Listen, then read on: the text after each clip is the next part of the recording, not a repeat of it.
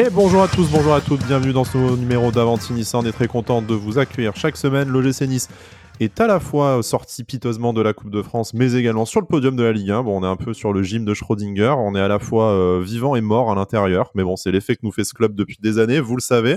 On va parler de tout ça, on va se demander si vous avez vu le titre de l'émission, peut-être en cliquant sur lecture, si on est vraiment dans la crise, si on en est sorti, si on a eu une, bref. Voilà, on va mettre un peu toutes les émotions de la semaine sur le tapis, sur je sais pas quoi, sur ce que vous voulez. Pour parler de ces deux rencontres, les émotions sont partagées et on va en parler aujourd'hui avec Jérémy, tout d'abord, l'indéboulonnable Jérémy, qui va bientôt faire autant d'émissions que Dante a fait de matchs à l'OGC Nice. Salut Jérémy, comment ça va ? Salut Sky, salut à tous. Bah écoute, ça va un peu mieux. Ça va un peu mieux avec la victoire d'hier. C'est pas Mais dur, justement, mais oui, c'est un peu mieux. on va parler de cette semaine un peu bizarre, mais en tout cas très content de pouvoir débriefer avec vous aujourd'hui, comme d'habitude. Ouais, je vous avoue, on est content parce que le match hier, bon, n'excuse pas tout et ne va peut-être pas émousser nos saillies, mais bon, quand même, on aurait perdu en plus. Je pense qu'on aurait gravement la gueule de bois ce matin. Il fait son retour dans l'émission avec nous. Il est frais et il a le couteau aiguisé pour parler de cette semaine. C'est Noah. Salut Noah, comment ça va ? Salut Sky, salut à tous. Ouais, très aiguisé le couteau parce qu'il y a des choses à dire. Heureusement qu'il y a la victoire d'hier, sinon bah les émotions n'auraient pas été partagées, les émotions n'auraient été que négatives. Mais hâte de parler de tout ça avec vous. Ouais, sinon le couteau, on l'aurait utilisé sur nous directement, je pense, hein, très C'est ça, clairement. Bon. exactement. Je pense que je l'aurais retourné direct. Ouais. Bon, écoutez, plein de choses à dire puisqu'il y a deux rencontres déjà, ce match de Coupe de France à Saint-Brieuc, voilà, un certain conflit avec la pop, les déclarations de River, les déclarations de Francaise aussi qui sont un peu passées inaperçues sur lesquelles je voulais qu'on revienne aussi parce que je pense que ça a une incidence un peu directe sur le match face à Lens et puis cette rencontre qui nous permet d'accéder au podium grâce à la victoire en parallèle du Havre sur la pelouse de Lille. Bon, voilà, on sait que Lille est un club ami, mais néanmoins concurrent. Et puis on sait aussi qu'il y a un certain cheptel de Niçois et d'anciens Niçois au Havre, donc on est aussi très content pour eux. On leur souhaite le meilleur pour la fin de saison. S'ils pouvaient continuer à taper tous nos concurrents comme ça, on est preneur. Bref, on a décidé collégialement, messieurs, avant de lancer l'enregistrement, qu'on allait faire l'émission dans l'ordre chronologique et commencer par Saint-Brieuc, histoire de s'en débarrasser. Alors, je doute qu'on fasse moite-moite au niveau temps parce que je suis pas sûr qu'il y ait autant de choses à dire sur le match, mais on est quand même bien obligé. Il y a pas mal d'autres émissions, de réactions sur les réseaux sociaux qui sont passées entre-temps. La mort est un peu passée aussi, un peu. Peut-être pas totalement sur cette rencontre, donc on va essayer d'être constructif et posé dans la mesure du possible. Ça, c'est un peu difficile encore. Donc l'OGC Nice avait une chance unique d'accéder au tour suivant en Coupe de France, un tableau qui se dégage en plus avec très peu de clubs de Ligue 1, c'est historique. L'OGC Nice qui ouvre le score à Saint-Brieuc, on peut dire que le plus dur est fait, et qui se prend 2 buts de merde dans les 10 dernières minutes, voilà, avec un contre qui est magnifique, notamment, je n'ai pas souvenir d'un contre aussi bien mené par l'OGC Nice ces 15 dernières années, donc comme quoi, c'est pas une question de niveau technique et de Depuis 2002, division. ouais. Ouais, depuis 2002, je pense qu'on n'a pas vu ça. Les anciens nous diront peut-être, mais en tout cas, Noah n'était pas né au moment du dernier contre Ah, aussi pas moi. efficace probablement. En effet. Bref, voilà, le Ah ouais. scénario du match, le score de buts à 1 pour le stade briochin, vous avez tout ça, en tête. La question est simple, messieurs, déjà pour commencer, avant de parler de la composition d'équipe, du contenu du match, surtout du coaching, pour moi, est-ce que c'est une... Allez, on va lâcher les grands mots, parce que grande honte, grands mots. Est-ce que c'est une faute professionnelle de la part des joueurs de l'OGC Nice ? On va commencer par les joueurs, on parlera des autres après. Mais est-ce que c'est une faute professionnelle des joueurs de l'OGC Nice, cette défaite ?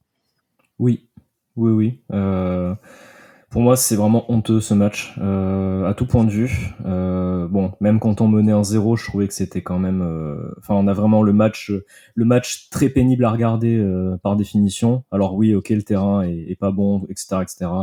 Chez nous On non va pas plus, le terrain n'est ressortir, pas voilà. bon. Hein, donc, bon. On va pas ressortir toutes les excuses possibles et inimaginables. Pour moi, Francaise a fait un tout petit peu tourner, mais c'était quand même un 11 qui était. Enfin, il n'y avait pas autant de turnover qu'en Ligue Europa, par exemple, sur les dernières semaines. Donc un 11 qui était largement capable de s'imposer plus largement que quand on menait 1-0, par exemple. Que ce soit dans le jeu ou devant les buts, ça a été très compliqué, j'ai trouvé. On a vraiment proposé très peu de choses, notamment en première mi-temps. La seconde mi-temps, il y a eu un tout petit peu, un petit peu mieux, on va dire. On met un but exceptionnel, en plus, très très beau but, par intermédiaire de Tom Boucher. Mais non, un match complètement vraiment catastrophique. Et en plus, ce qui est vraiment rageant, c'est que honnêtement, avant le corner où on se prend le premier but, je voyais venir l'égalisation. Mais enfin, à partir de la 80e, on a complètement arrêté de jouer. En fait, on a loupé deux trois occasions, comme souvent, pour faire le break et on recule, on recule, on recule. Et il a suffi, je pense, de deux frappes, hein, la frappe qui amène le corner et la frappe sur le cafouillage sur le premier but pour prendre un but. Pour moi, je trouve ça incompréhensible de concéder si peu d'occasions et de prendre un but. Et après, ben, ce fameux contre, je pense qu'il va rester dans l'histoire, ce contre, où je pense que même avant la ligne médiane, on voit qu'on va prendre un but. Enfin, moi, franchement, la défense sur ce coup-là, elle est catastrophique et on le voit venir. Donc, enfin, franchement, enfin, je comprends pas comment à 10 minutes de la fin, tu n'arrives pas à tenir un score contre une équipe de National 2, il me semble. Alors, par contre, bravo à eux parce que franchement, ils sont en quart de finale de Coupe de France, ils font un super parcours. Mais de notre côté, c'est pas possible de perdre. Et moi, ce qui me dérange, c'est qu'en 3 ans, on a quand même perdu deux fois contre des équipes de National ou National 2, sachant que contre Corté, en plus, on gagne au tir au but. Oui, le parcours, Donc enfin, on en voilà, parlera après, mais ça vient sanctionner un parcours voilà. qui, certes, aurait pu nous emmener loin, mais n'a été brillant à aucun moment, en fait, aussi dans le jeu, hein, C'est ça. malgré tout. J'ai une question voilà, grave que j'ai envie de te poser, Jérémy, et après, ça sera l'ouverture pour Noah. Est-ce que pour toi, ce contre, est-ce qu'il est plus ou moins traumatisant que le contre mené par Nicolas Pepe face à Bâle? Non, pas autant Dans quand même. l'échelle du trauma, lequel des deux est le Non, non, pire? non. Non, non, pas autant quand même, pas autant, pas autant. Non, Ok, non, voilà, bon, ça, je pense que c'est une Nicolas Pepe contre Bâle, ça reste le trauma numéro 1 avec la Coupe de France 2022, je pense. ouais, ok, bon, très bien, effectivement. Je pense que là, on est sur du pire, même si, bon, Noah, du coup, dans l'échelle des traumas, bon, l'enjeu était moindre, mais ouais, on disait que Jérémy, ce modèle de contre qu'on aurait aimé voir plus souvent à l'initiative de l'OGC Nice, et puis un match qui, en fait, t'échappe complètement. Bon, c'est la honte de se prendre deux buts comme ça dans les 10 dernières minutes, mais à la fois, tu peux aussi ne t'en vouloir qu'à toi-même quand tu vois tout ce que tu gâches durant le match, notamment, et ça me fait mal de dire, Gaëtan Laborde qui a quand même la balle de 2-0 assez souvent entre ses pieds. Bon, un peu esselé devant, certes, mais en tout cas, on fait pas le taf individuellement et collectivement pour se rendre le match facile, comme souvent. Malheureusement, derrière, pour d'autres raisons, t'es sanctionné de manière très grave. Exactement, Jérémy l'a dit et je confirme ses propos. Pour moi aussi, c'est une faute professionnelle parce que, alors c'est la magie de la coupe et bravo au Stade Briochin d'avoir sorti une équipe de Ligue 1. Maintenant, quand il y a une équipe de Ligue 1 qui joue les premières places du championnat et que on se déplace chez eux, ça reste. Alors on va pas les minimiser, hein, mais ça reste une équipe de National 2.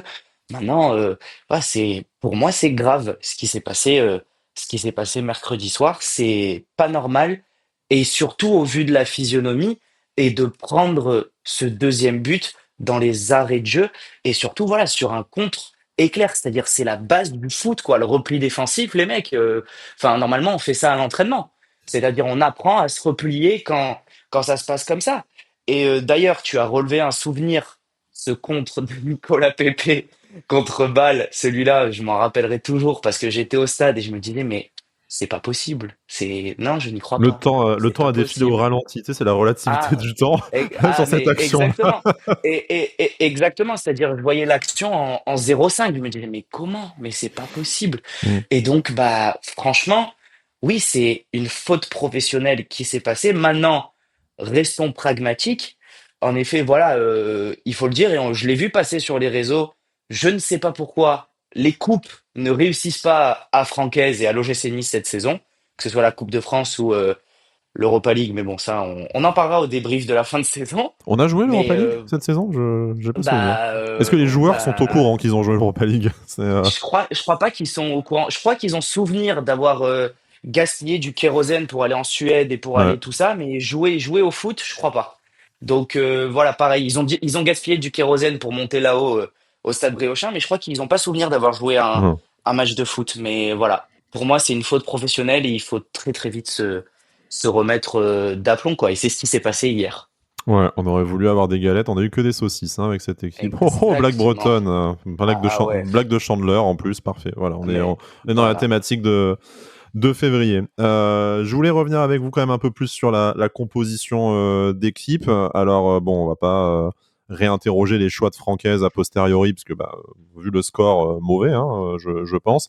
Le turnover, ça a surtout été derrière, avec Maxime Dupé dans les buts, et il y a peut-être quelque chose à dire, parce qu'on se demandait si Dupé avait les moyens, vu les difficultés de Bulka, de faire de la Coupe de France un tremplin pour prendre une place de numéro 1, soit cette saison, soit la saison prochaine.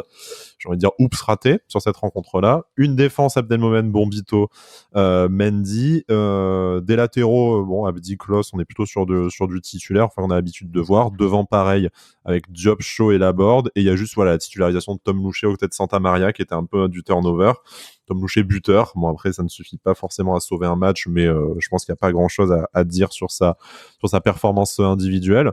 Donc, enfin, Francaise avait quand même pris assez au sérieux hein, cette rencontre. Et puis, c'était le moment ou jamais de filer du temps de jeu à certains joueurs.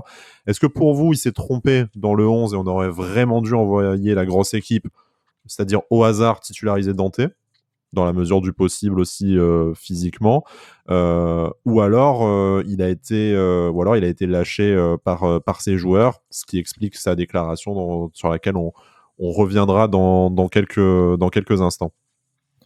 Pour moi, il fait les bons choix sur cette composition-là. Justement, il fallait donner un peu de temps de jeu à certains joueurs.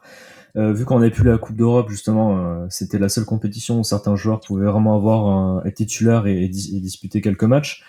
Ces joueurs-là n'ont pas répondu présent, que ce soit en Coupe de France ou en Coupe d'Europe, malheureusement. Donc je pense que voilà, on va revenir sur ces déclarations, mais ces joueurs-là vont devoir se contenter de quelques minutes en fin de match, bah, un peu comme hier soir. C'est malheureux. Après voilà, hein, pour moi sur cette compo-là, j'ai pas grand-chose à dire. Honnêtement, ça me semblait bien parce qu'il faut que des joueurs comme Dante, comme Boudaoui, comme Guessant puissent souffler un peu sur certains matchs. Ben, les matchs qu'il y avait en semaine, là il y en aura plus, mais sur ces quelques matchs en semaine, il fallait les faire souffler. Donc c'était vraiment des bons choix. Santa Maria enchaîné aussi pour avoir encore quelques automatismes avec l'équipe. Et honnêtement, je pensais pas qu'il allait autant enchaîner dès son arrivée comme ça tous les matchs. Mais bon, il a l'air d'y arriver, donc ça c'est très très bien. Donc voilà, je pense en plus devant, on est quand même quasiment trois titulaires. Hein. Je veux dire, il y a Shaw, Laborde et Diop, quoi. Je veux dire, c'est quand même trois joueurs qui aspirent à être titulaires. Donc voilà, c'est juste un peu en défense où il y a eu un peu un turnover avec Dante et Youssouf au repos. Mais pour moi, voilà, cette équipe-là, enfin, si justement tu peux pas aligner cette équipe-là dans les matchs de coupe ou même sur certains matchs Moi, j'allais en dire, même en championnat pour faire, championnat, c'est quand même voilà. des joueurs sur lesquels tu as Si, ouais, voilà. investi. Hein. Bombito, Abdelmomen, Mm, on sait quel montant on a mis dessus. Ils sont amenés à être mm, titulaires à un moment donné, même si Dante prolonge d'une année encore. mm. Mais voilà. Enfin, si tu peux pas les faire jouer sur ces matchs-là, c'est inquiétant, quoi. Enfin, s'ils répondent pas présents et qu'ils gagnent pas ces matchs-là, voilà, c'est un vrai problème, ça, par contre. Noah sur le 11 titulaire, sur les choix de Francaise. Et j'ai envie même d'étendre la question à ses choix en matière de coaching, parce que sans rejeter toute la responsabilité sur le coach, puisque bah, il y a quand même aussi au bout d'un moment les joueurs sur le terrain qui sont censés faire le taf, peut-être que malheureusement ces changements ont aussi n'ont pas participé à sécuriser le bloc équipe de l'OGC Nice, autant l'entrée de Tanguy Ndombele à la place de Sofiane Diop pour densifier le milieu de terrain et jouer de manière un peu plus défensive, c'était peut-être la bonne idée. Autant on sent qu'à partir du moment où Buonani et Moukoko rentrent et remplacent Mohamed Ali Chaud et Gaëtan Laborde, il y a une partie de l'équipe qui se liquéfie quand même. Donc plutôt que de... Est-ce qu'en fait, c'est dur de dire ça pour enfin moi je choisis de défendre Francaise là-dessus même si vous me direz peut-être le contraire, mais est-ce que le fait de ne pas faire rentrer Dante et Youssouf par exemple en disant bon ce match-là il sert à rien, on n'y arrivera pas, donc bétonnons le dernier quart d'heure avec nos deux voilà nos deux tauliers derrière, c'était pas une erreur du coup, et de se dire continuons de donner des minutes à des joueurs qui peuvent y prétendre, mais peut-être plus dans les prochaines semaines.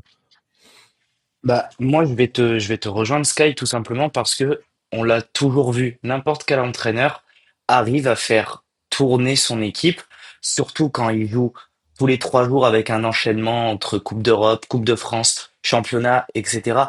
Franchement, l'équipe sur le papier, ça ressemble pas à, on va dire la vérité, hein, ça ressemble pas à une équipe du groupe élite. Ça reste des joueurs professionnels, ça reste des mecs qui sont capés. Enfin, même si, par exemple, je prends l'exemple de Dupé. Dupé qui, certes, ne joue pas beaucoup à l'OGC Nice, mais qui est connu comme un bon gardien de Ligue 1 et qui jouait beaucoup auparavant, quoi. C'est-à-dire que Francaise a aligné 11 joueurs. Enfin, il y a du ballon, quoi. Pour moi, c'est pas Il une y a 11 équipe. pros déjà, Ben hein, voilà, déjà c'est ça. factuellement, il y a 11 pros. C'est ça, c'est que il y a 11 joueurs qui sont professionnels. Et pour moi, en voyant cette composition, je te dis la vérité, on dirait pas une équipe 2. On dirait pas une équipe bis de l'OGC Nice. Alors ok, il y a un turnover sur le gardien, etc. Mais quand bien même on retrouve des joueurs qu'on a l'habitude de voir jouer titulaire, qu'on a l'habitude de voir rentrer en cours de jeu. Donc franchement, c'est, je me pose la question, c'est comment est-ce que c'est possible d'aller là-bas, se déplacer chez une équipe de National 2 avec cette équipe qui est armée, comme on l'a dit, l'armada offensive de l'OGC Nice, bah, ça reste des titulaires. Ça reste la troisième meilleure attaque du championnat derrière l'OM et derrière le PSG. Enfin, tu te demandes comment on arrive à se déplacer là-bas et à ne ramener rien du tout. C'est-à-dire en fait que nous, en tant que supporters, bah, il faut dire la vérité, depuis 2022, depuis cette bavure policière de Nice-Nantes en finale, on en rêve d'y retourner. Parce que c'est tout frais. Alors ça reste un traumatisme, je pense, pour l'ensemble Mhm. des supporters niçois. Maintenant, voilà, il faut faire une analyse. Je pense que moi, dès qu'on me parle de Coupe de France, depuis ce traumatisme de 2022, et bah, à chaque fois, j'en rêve. Et je me dis, on va passer les tours. On va Ouais, passer. Surtout que, on est passé de ça serait bien de faire un parcours en Coupe de France pour les émotions à non, on s'en fout, faut la gagner, point. Moi, mon rapport ouais, avec la Coupe de France depuis 2022 a changé là-dedans, en fait. et bah, j'ai le même que toi. Parce qu'en fait, on se dit, et je pense que Jérémy est d'accord, on se dit, on l'a touché tellement de Hmm. près qu'on peut pas revoir nos ambitions à la baisse et se dire ah maintenant on kiffe la Coupe de France, c'est la magie de la Coupe. Non, c'est que maintenant il faut que le staff arrive à se dire ok, en 2022 le club s'est retrouvé au Stade de France. Maintenant, il faut tout faire pour faire revivre ça aux supporters. Parce que ça reste tellement un traumatisme dans l'esprit Hmm. il faut laver ça. Il faut laver tout ça. Alors, il faudrait aussi laver l'honneur du club en Coupe d'Europe. Mais rien que la Coupe de France, et puis surtout, Sky, tu l'as dit, enfin, honnêtement, hein, pour moi, à partir des huitièmes de finale, il y avait que le PSG qui me faisait peur. Oui. Il restait que le PSG. Monaco est sorti, Lyon est sorti, tous les gros clubs entre grosses guillemets, il y a pratiquement plus de clubs de Ligue 1. C'était le deuxième C'est meilleur club de la mais compétition c'est dans ça. la hiérarchie derrière le C'est PSG. exactement. C'est-à-dire que moi, si on les affrontait pas en quart ou en demi, pour moi, on y allait en finale, quoi. Hmm. C'est vraiment en huitième, tu joues un club de National 2. Et puis avant, bon, le parcours est pas brillant, quoi. Tu fais une séance de tir au but face à Corté, tu joues Bastia. Enfin voilà, c'est pas des clubs qui ont des renommées. Ça reste de la Ligue 2, ça reste de la Nationale, ça reste de la Nationale 2. Donc ça reste une faute professionnelle. Et franchement, c'est compliqué, c'est très très compliqué à digérer.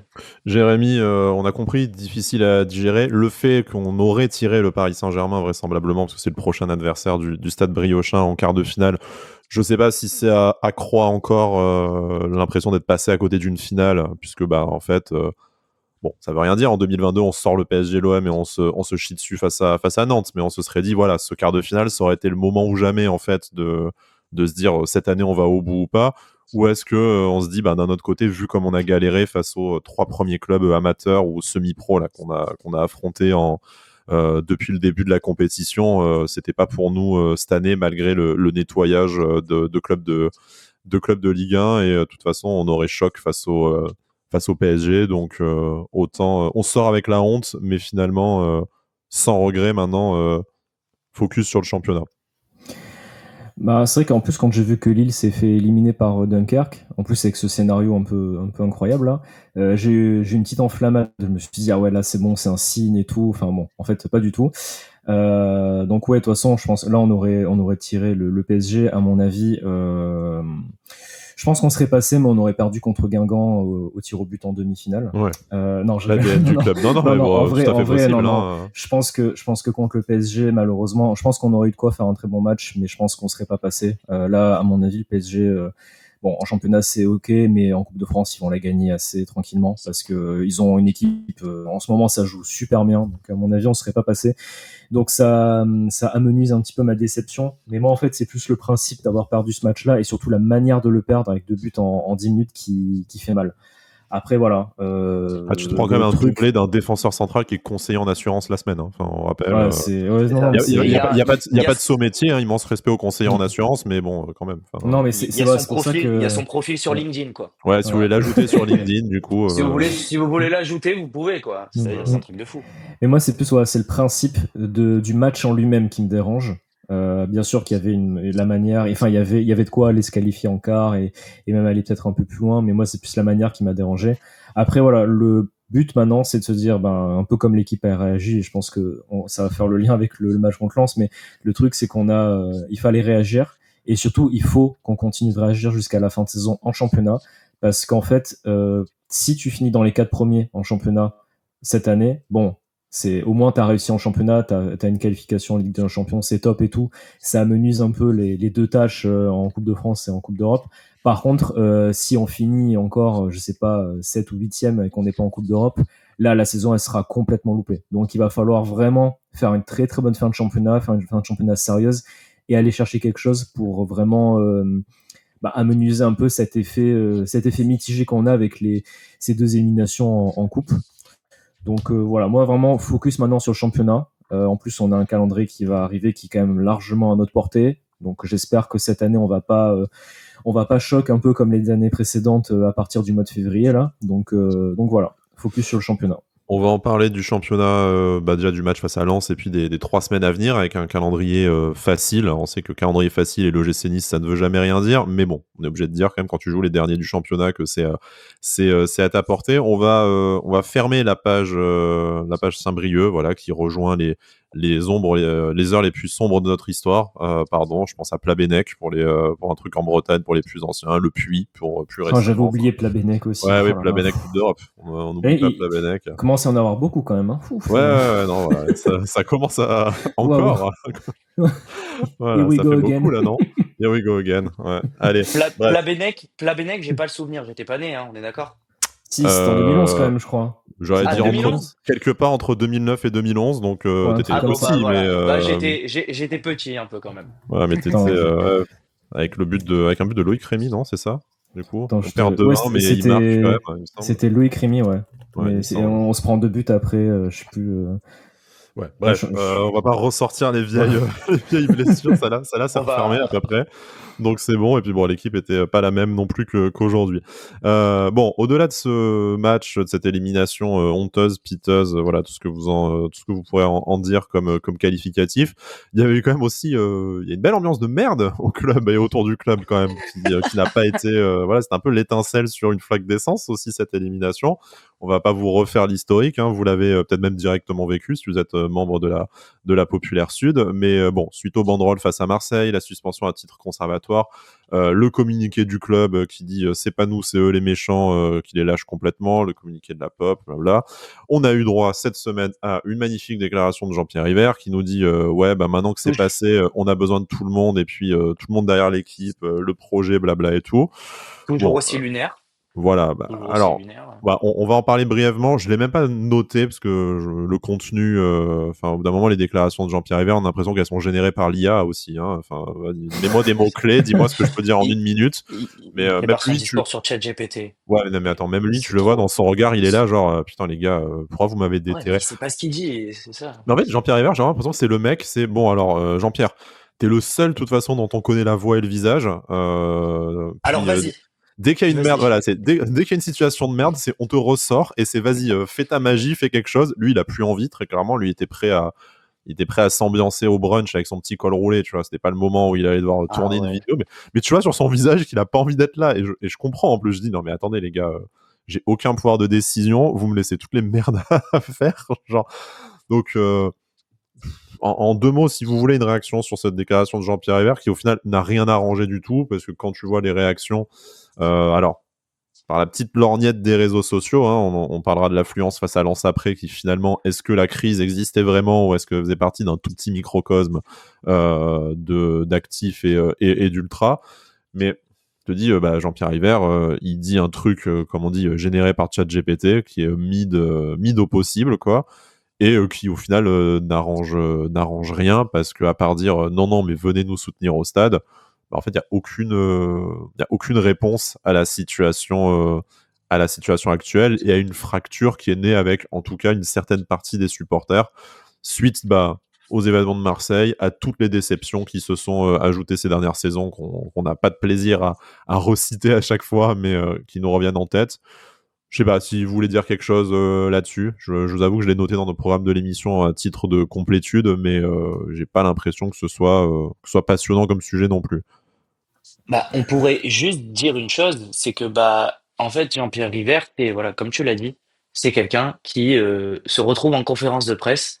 On se demande ce qu'il fait là. On en a parlé dans une émission précédente. Je l'avais souligné, c'est sa déclaration après le jet de bouteille sur Payet en conférence de presse sur encore un Nice-Marseille.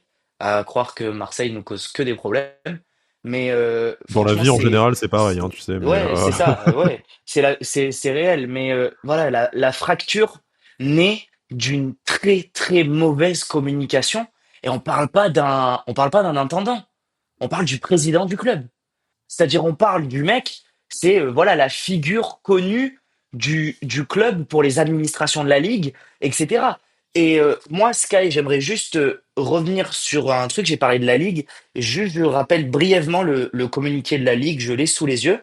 Et sur Nice-Marseille, Mm. où la ligue de football professionnel condamne fermement alors les banderoles racistes et sexistes déployées. Alors moi, quand j'ai vu qu'on parlait de racisme par rapport aux banderoles, et surtout, c'est surtout la banderole qui concerne à tous les rats qui sont présents dans ce stade, on va venir vous dénicher. Enfin, la Ligue, je suis désolé, mais ouvrez un peu vos oreilles, regardez un peu avec vos yeux. Dans le monde ultra, c'est connu que l'Olympique de Marseille et les supporters de l'Olympique de Marseille se font appeler les rats.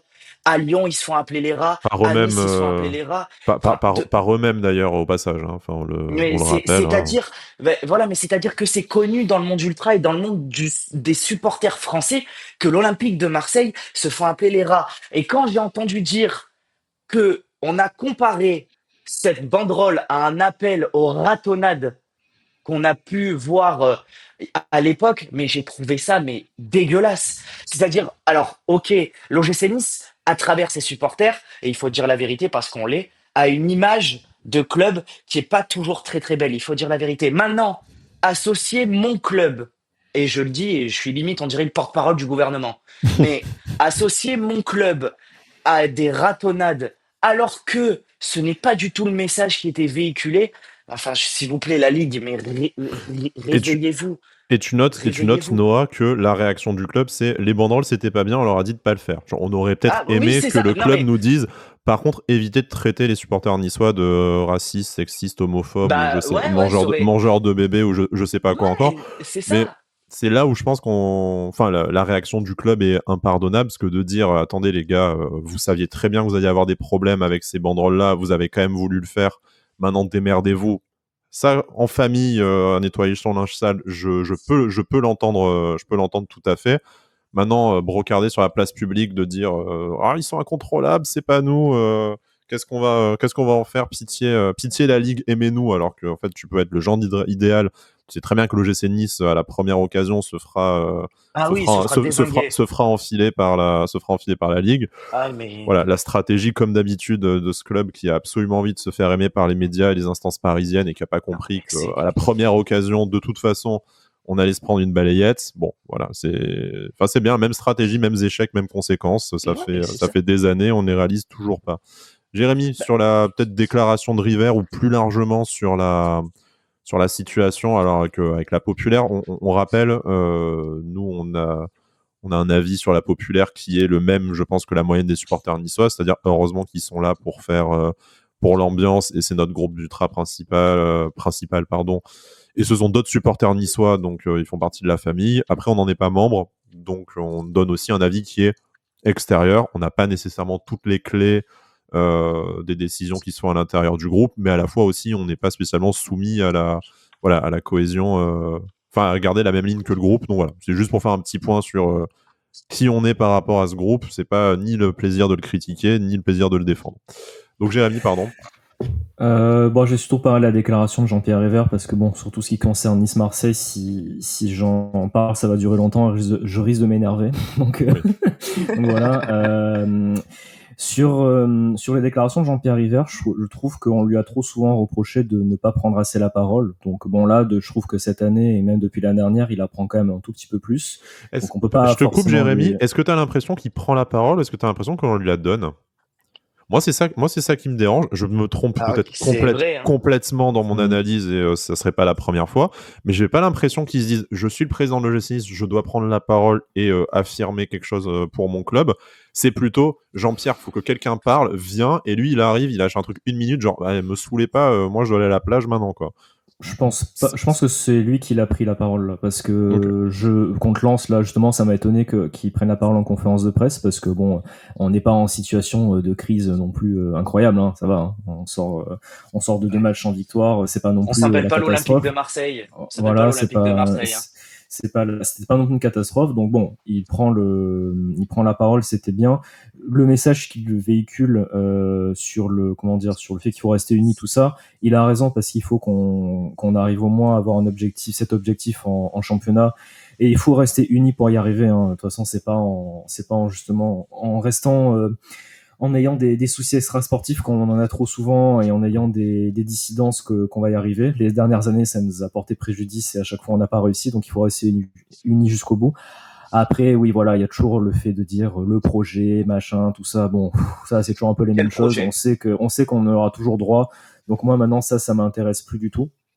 Après, par contre, voilà, bon, pour tout ce qui concerne Nice-Marseille, toutes ces choses-là, moi, avant de donner un avis final, j'attends de voir quels seront les choix de la Ligue mercredi, parce que c'est mercredi 12 là qu'il y aura les sanctions qui vont tomber.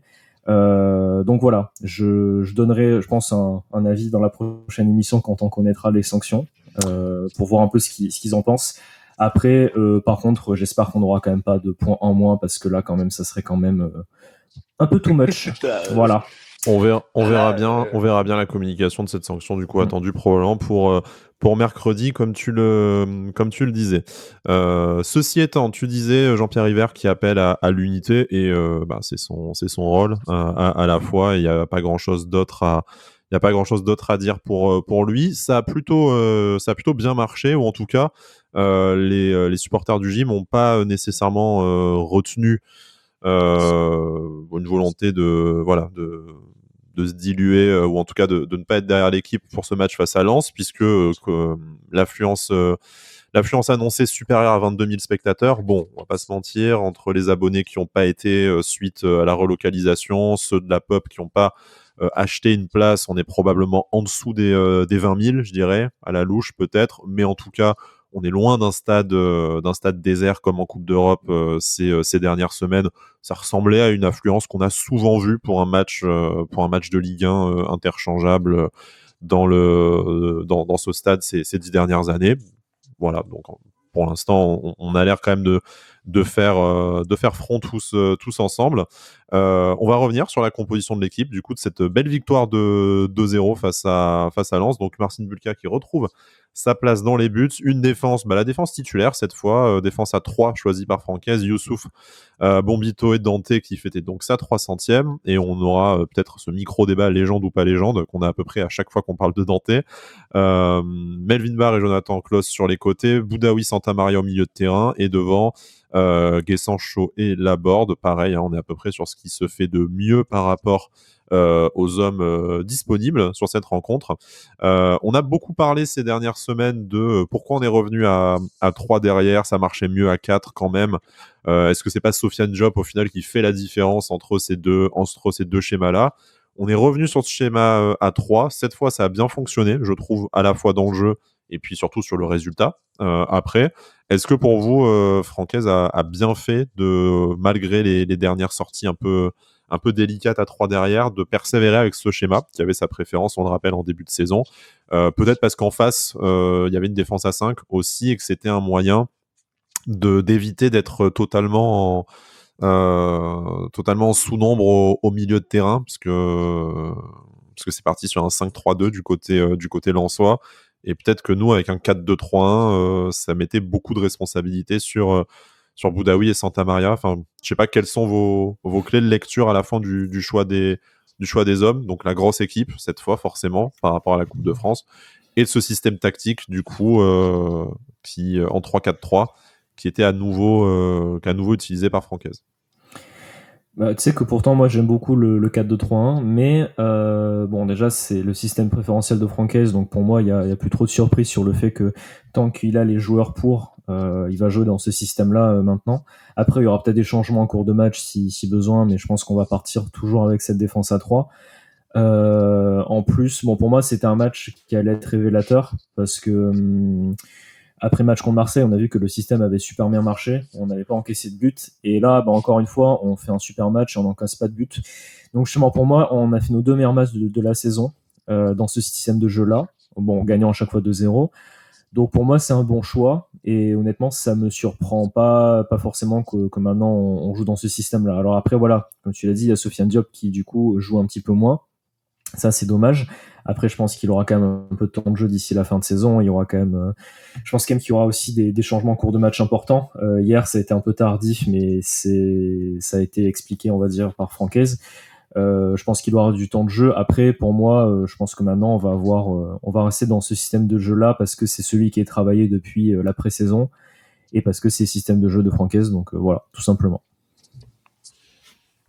Moi, personnellement, je l'ai dit, hein, je l'ai toujours dit dans mes émissions, je ne suis pas un grand fan des défenses à 3 parce que voilà, je trouve que le repli défensif est compliqué. Maintenant, aligner une défense à 3 dans un schéma tactique qui est celui de Francaise, à savoir le 3-4-3, et je rejoins Jérémy là-dessus, c'est que je trouve vraiment que Nice a fait ses 2 meilleurs matchs de la saison dans ce système.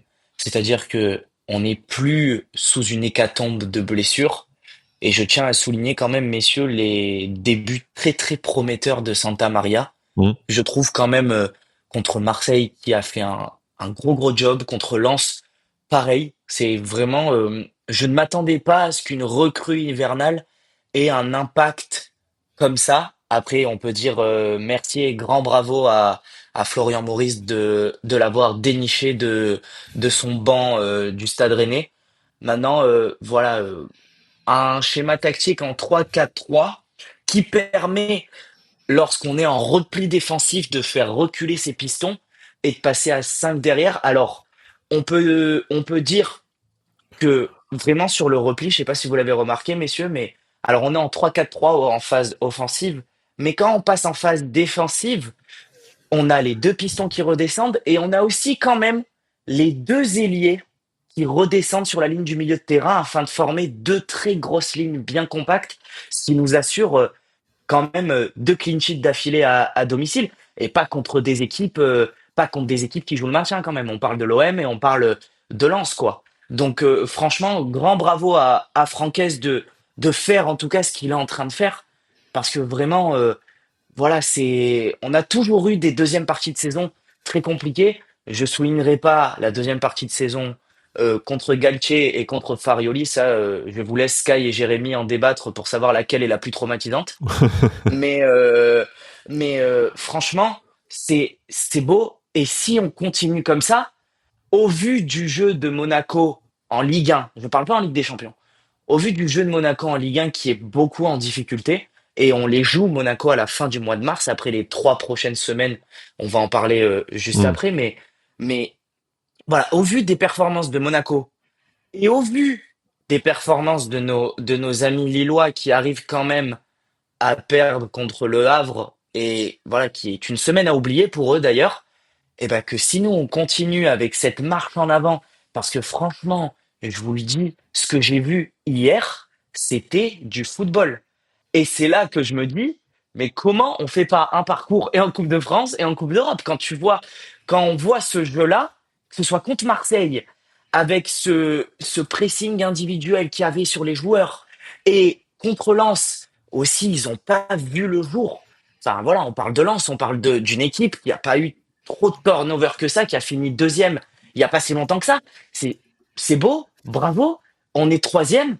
Maintenant, on peut se permettre de rêver, on peut se permettre de rêver plus grand et de finir sur le podium.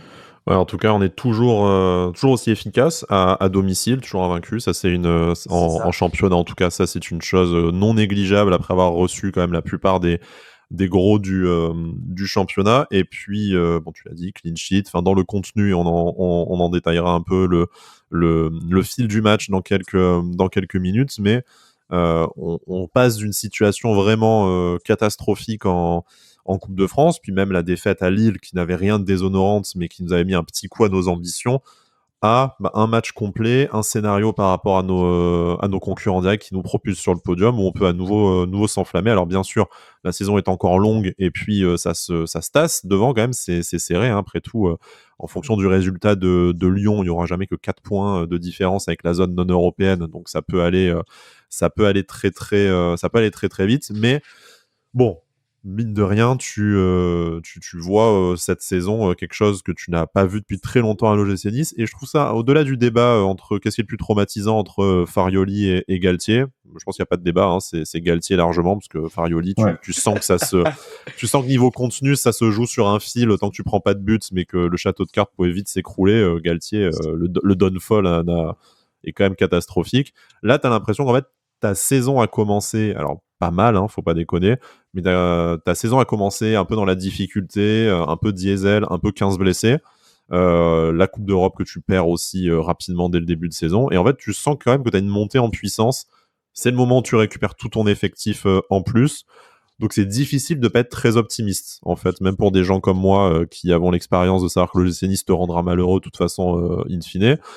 Je te dis, là quand même, bon, Il y a un truc à faire. t'as toutes les raisons, en tout cas, t'as la possibilité de tout faire et t'as les moyens de le faire en plus. Donc après, l'objectif de fin de saison, on en parlera peut-être dans quelques matchs, on a le temps avant de se prononcer. Mais voilà. Jérémy, pour revenir sur cette rencontre face à Lens, du coup, donc ce but de Gaëtan Laborde en début de match sur penalty, une patate de Jonathan Klaus face à son ancien club, la décence de ne pas célébrer, pas comme ce Salran ni le Mopé par exemple. Mais vraiment, l'avantage, c'est que, allez, on va se dire, après le but de Gaëtan Laborde, t'as un petit moment où tu joues plus trop, mais où t'es pas franchement en difficulté non plus, j'ai l'impression. Mais de la même manière que face à Marseille, t'as réussi à jouer tout le match. Là, en fait, on a l'impression que, alors oui, tu peux le gagner 4-0 si devant tu fais un peu les meilleurs choix, mais à la fois, t'es en danger sur une occasion et demie. Je vois la tête qui n'est pas cadrée suite voilà une petite erreur de marquage. Enfin, tu sais pas, Youssouf est pas là, Bombito saute pas et Dante est 2 mètres derrière. Donc petit laxisme de la défense et heureusement que la tête du Lensois est pas cadrée parce que je vois pas Bulka aller la chercher. Et un ballon qui passe devant le but où Bulka sort d'une main peu confiante, mais bon, fait quand même l'arrêt qu'il faut. Globalement, on n'a jamais été trop mis en danger. Et puis au niveau défensif, je voudrais notamment souligner la performance de Melvin Barr qui a bu quand même son vis-à-vis. Déjà, moi, je pense qu'il pousse Thomasson à la sortie dès la mi-temps, et puis qui a complètement éteint Sotoka qu'on n'a pas vu du match. Donc bon, bien aidé par les joueurs autour de lui, que ce soit Dante derrière lui, Santa Maria à côté et Mohamed Adicho devant. Mais vraiment, je trouve que ce côté gauche a vraiment fonctionné pour le coup et nous a permis de passer un après-midi assez tranquille.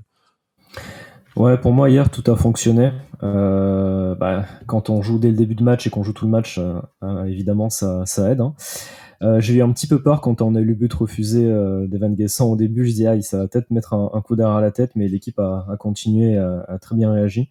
C'est vrai qu'on a largement dominé ce match. Je pensais quand même pas qu'on allait faire un aussi bon match. C'était une très belle surprise. Tout le monde, en fait, comme contre Marseille, tout le monde a fait un très très bon match. Un peu dans un style différent parce que contre Marseille, on était quand même beaucoup plus défensif, on jouait beaucoup plus en transition. Hier, on avait vraiment le contrôle du match dans son ensemble, vraiment beaucoup de possession, beaucoup d'occasions.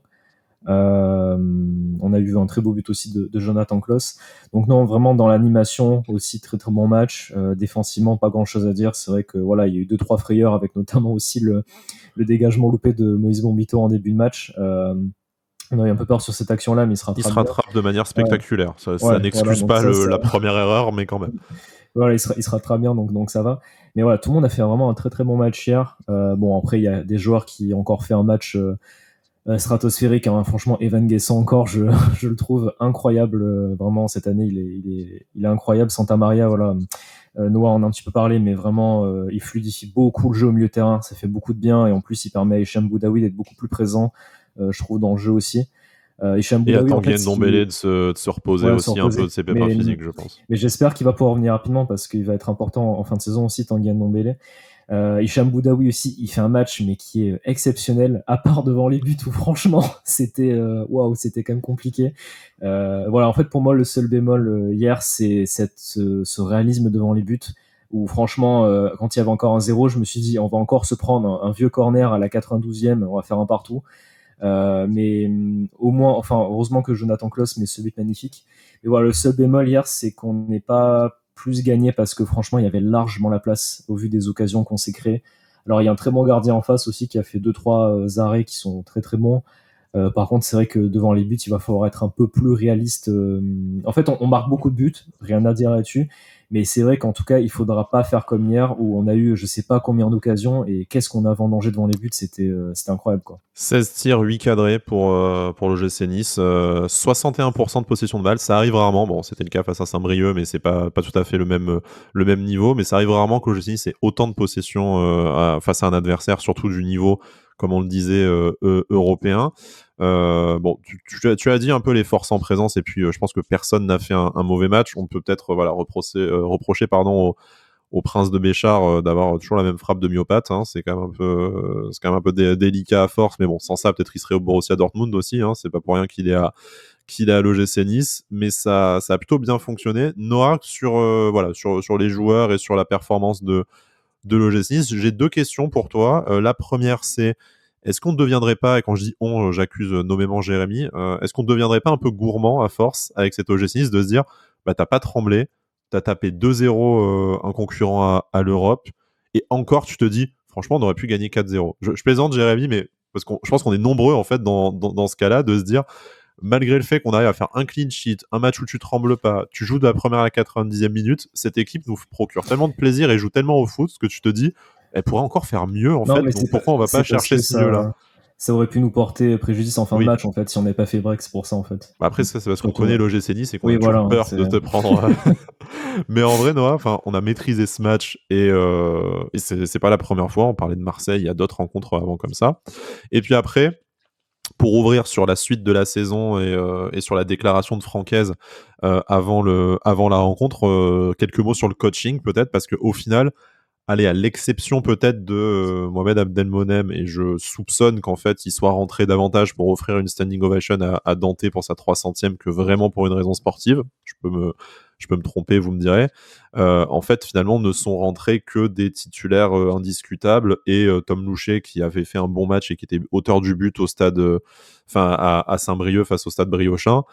Donc, est-ce qu'on commence pas aussi à avoir une certaine maintenant, en tout cas qu'on a récupéré tous ces joueurs et qu'on a quasiment plus de blessés, est-ce qu'on commence pas à voir se créer une petite partie des joueurs qu'on va avoir de moins en moins d'ici la fin de la saison et qui ont perdu peut-être à Saint-Brieuc une de leurs dernières chances de s'insérer dans le groupe on va dire des 18 joueurs qu'on va voir jouer les 13-14 dernières rencontres? Alors, pour revenir sur ta première question, Sky, pour moi, non, on n'est pas gourmand. Alors pourquoi? Simplement parce que, au vu du jeu proposé par Nice, au vu des performances sportives en championnat, et je dis bien en championnat, De toute façon, le reste c'est fini, donc on on n'en parlera peut, plus. voilà, le reste c'est terminé. La pilule va avoir du mal à passer, toujours pareil. Mais en termes de performance dans le championnat, pour moi, non, on n'est pas gourmand parce que, bah, simplement, un, ça joue au ballon. Deux, ça fait plaisir de voir ça de Nice et ça faisait longtemps que. Alors on avait il y avait des résultats, hein. Il y avait des résultats sur sur les précédentes saisons, mais il n'y avait pas forcément de jeu. Là, il y a du jeu, et en plus, on gagne. Et en plus, on écarte énormément de concurrents à l'Europe. Donc, à savoir déjà, Lens est à 4 points, si je dis pas de bêtises, de Nice. On revient à hauteur de Monaco. On est devant eux grâce à la différence de but. C'est pour ça qu'on est troisième à la fin de cette journée, parce que Monaco a perdu 4 buts à 1 face au PSG.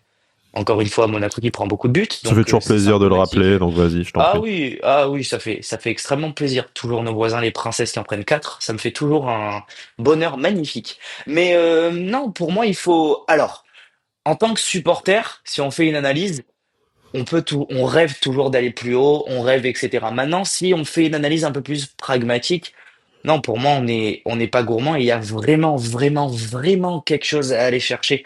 Il y a vraiment cette musique de la coupe aux grandes oreilles qui nous pend au nez. Vraiment, je ne pensais pas le dire. Franchement, la dernière fois, c'était Favre, quoi, où on s'est fait laminer en barrage contre Naples. Mais là, vraiment, il y a une qualification directe en Ligue des Champions qui nous pend au nez, quoi. Et c'est pas, euh, et c'est pas pour dire, hein, mais c'est vraiment la vérité. C'est-à-dire, dans le jeu, c'est bon. On a récupéré nos joueurs qui étaient blessés. C'est-à-dire, voilà, on a le turnover Santa Maria qui arrive, qui fait souffler Ndombele, qui malheureusement n'est pas en condition. Mais bon, le mec, il est pas en condition, il sort des performances. Putain, je me demande qu'est-ce qu'il faut pour qu'on ait encore des milieux de terrain comme ça chez nous. Maintenant, voilà, non, on n'est pas gourmand. Il faut continuer à faire ça et il faut essayer, en fait. Maintenant, c'est aux joueurs de le prouver. Il faut essayer de faire passer cette pilule de la Coupe de France très très vite et aller de l'avant. Parce que voilà, il reste que le championnat à jouer. On était à la 21e journée. Il reste une quinzaine de matchs. Et donc, il faut passer.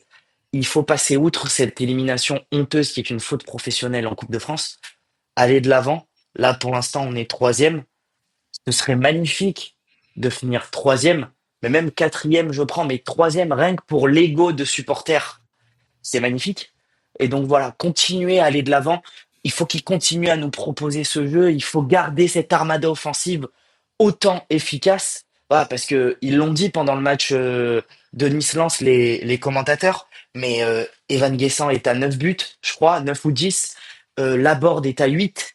Diop est à 5. Enfin voilà, il y a des buteurs à Nice. C'est des mecs qui jouent au foot, qui marquent. Ça faisait longtemps qu'on n'avait pas ça fait longtemps qu'on n'avait pas autant de joueurs qui marquaient, entre grosses guillemets, autant de buts.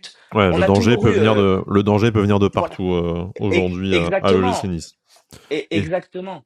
et tu vas voir Voilà. Boga et Terem Moffi qui vont revenir. Bah, le Boga qui est Ah mais rentré là ça, quelques instants pour la fin de la saison suite à ouais. leur grosse blessure. Sur les changements, justement, Noah puis Jérémy, on va terminer là-dessus.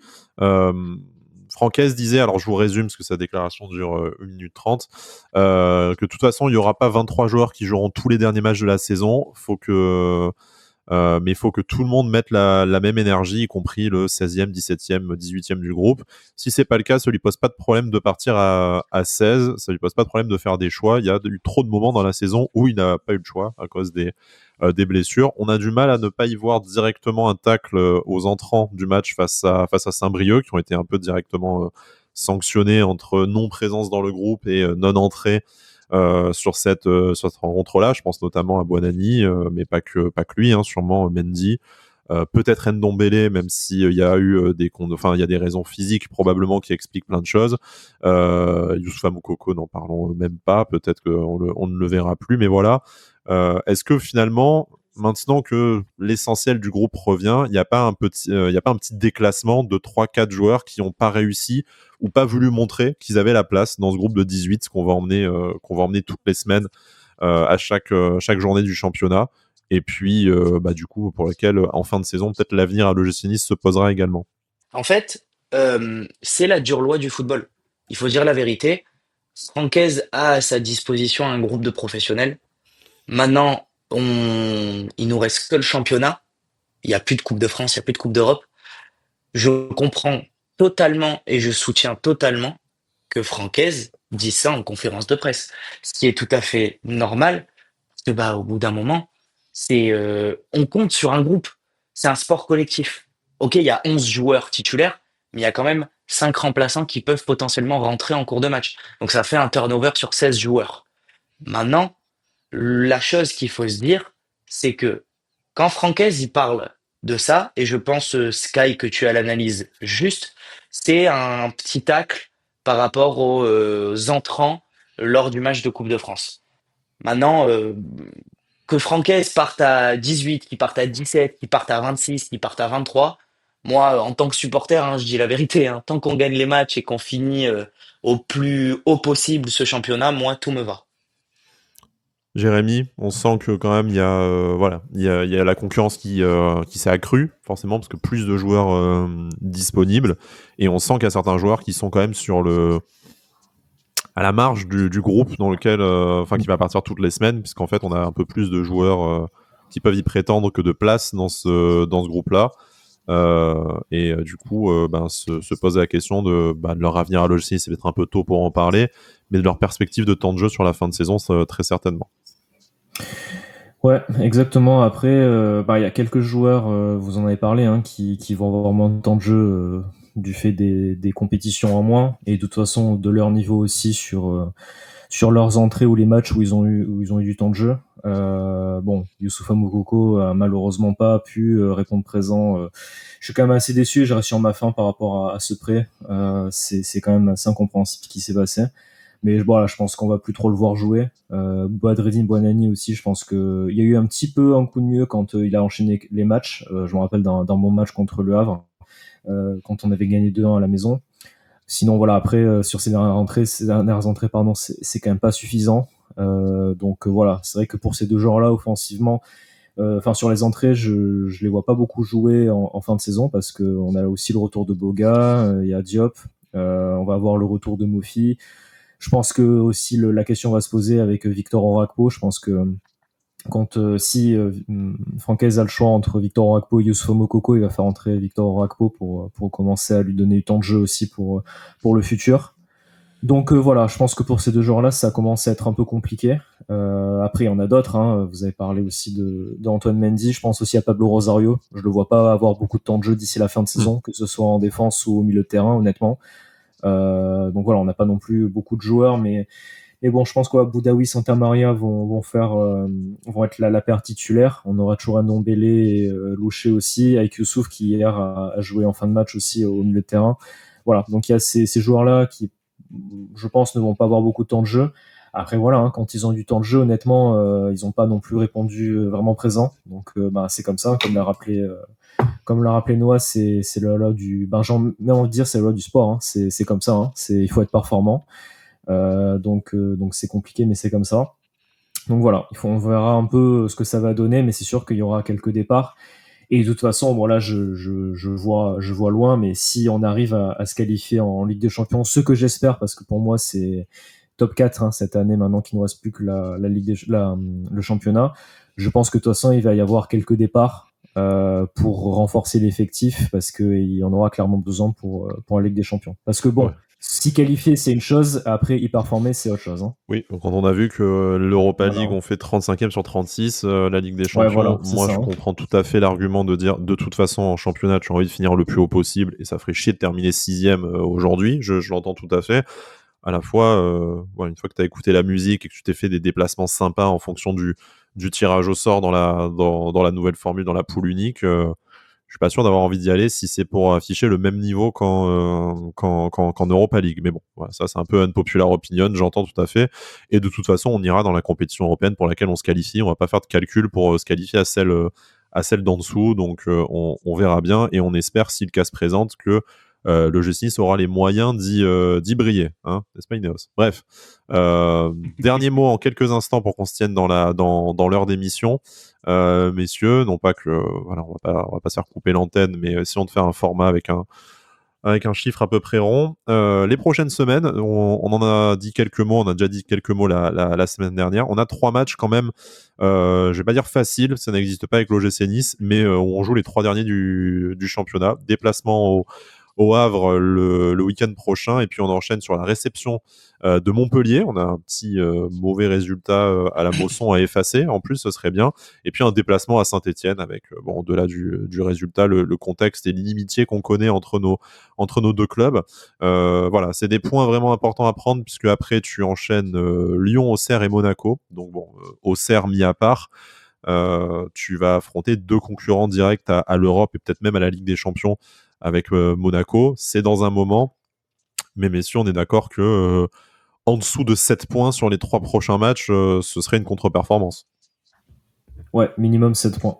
Je pense que, comme tu l'as dit, ça va être compliqué. Il n'y a pas de match facile, mais c'est minimum 7 points sur ces matchs-là. Si on veut bien finir en championnat et si on veut aller chercher une qualification en Ligue des Champions, c'est minimum 7 points sur ces 3 matchs-là. Que ce soit, comment dire, comptablement, d'un point de vue, voilà, juste comme ça, ou même d'un point de vue contenu. Il faut faire en fait, il faut pas reproduire le match de Toulouse, par exemple, où on n'a pas fait ce qu'il fallait pour Ou de Montpellier, remporter ce match. Voilà, ouais, bon, Montpellier, mais c'est vrai qu'on avait quand même une équipe qui était assez décimée niveau blessure. Mais ouais, il faut pas reproduire le match contre Toulouse. Ces matchs-là, tout simplement, maintenant, faut les gagner et il faut aller chercher les points. Il y a pas de, c'est pas aussi, il y a pas de calcul à faire, quoi. Noah, 7 points minimum pour s'offrir un vrai match de qualification, en tout cas un vrai match de top 4 face à Lyon, qu'on pourrait du coup, si ça tourne bien, laisser suffisamment de points derrière pour se permettre de regarder plus haut. Oui, tout à fait. Moi, je pense, en tant que supporter, voilà, au vu du calendrier qui nous attend, après, voilà, Sky, tu l'as très bien rappelé, il n'y a jamais de match facile avec l'OGC Nice, parce que là, on rentre dans la période du championnat où les équipes qui jouent le maintien se passent en mode survie. C'est-à-dire qu'elles vont tout donner, tout donner, tout donner, histoire de sauver leur peau. Donc ça va rester des matchs compliqués. Maintenant, c'est sûr que sur le papier, l'OGC Nice part grand favori pour les 3 prochaines rencontres. Alors évidemment, 7 points, ce serait magnifique. Mais si on parle juste d'un point de vue affiche, pourquoi pas aller chercher les 9 sur 9. Moi, je pense que on pourrait aller les chercher. Maintenant, voilà, jamais de match facile. Ces équipes-là vont passer en mode survie. On verra bien ce qui nous sera proposé sur ces prochaines rencontres. C'est tout le mal qu'on se souhaite. En tout cas, bon, on passe de temps difficiles depuis Marseille, entre l'extra-sportif et le sportif. On rappelle un piteux match face à Bodo, face à Toulouse, la honte contre le Stade Briochin. Mais voilà, cette victoire 2-0 face à Lens, au terme surtout du score et de la victoire d'un match plein qui nous permet de nous offrir cette troisième place. Alors, ni oubli ni pardon pour ce qui s'est passé dans les dernières semaines. On espère juste que ce sera transformé en quelque chose de positif. La première marche, en tout cas face à Lens, tend à nous montrer que oui, faudra être sérieux sur les 3 prochaines rencontres. Maintenant, plus trop de droit à l'erreur, et comme vous le disiez, messieurs, on n'a plus qu'une compétition. On s'est quand même tapé la honte dans les 2 coupes. Donc le minimum aujourd'hui en championnat, c'est, je pense, effectivement, allez, ce top 4, ou en tout cas, la qualification européenne, elle est obligatoire. Ça fait un moment. Et si on pouvait se la rendre facile et récupérer la plus belle des compétitions, ce serait d'autant mieux pour préparer la suite du projet de, de l'OGC Nice. Merci de m'avoir accompagné en ce dimanche matin. On se retrouve la semaine prochaine donc pour faire le bilan du match face au Havre, qu'on espère aussi couronné de succès. Et d'ici là, malgré tout, Issa Nissa. Issa Nissa. Issa Nissa.